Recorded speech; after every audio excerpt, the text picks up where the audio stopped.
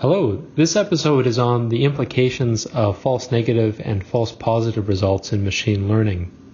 Joshua Bloom is an astrophysicist who was recently featured on the O'Reilly YouTube channel. In there he was speaking on the implications of having a false positive result in the consumer world versus in the industrial setting.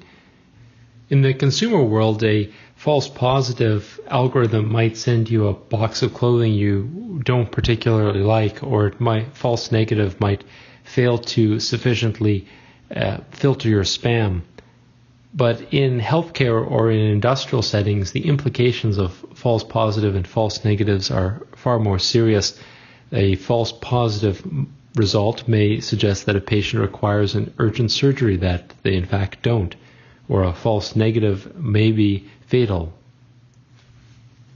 I think this exercise of creating a grid with both false positive and false negative, as well as true positive and true negative, where you very clearly write the implications of that result in each of these quadrants, is a good exercise to do in trying to articulate the unintended consequences that a algorithm could have.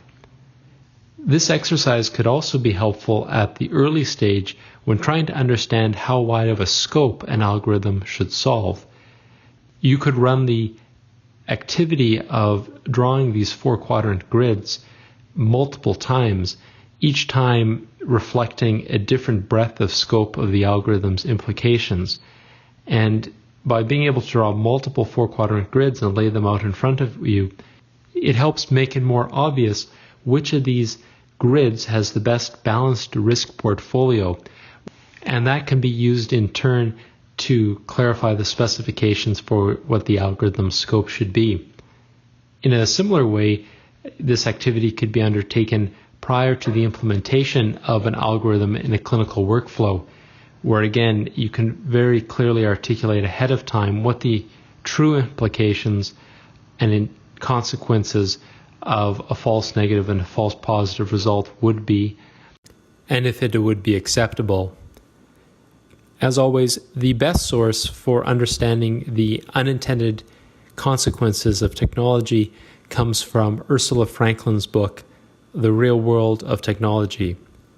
Highly recommended.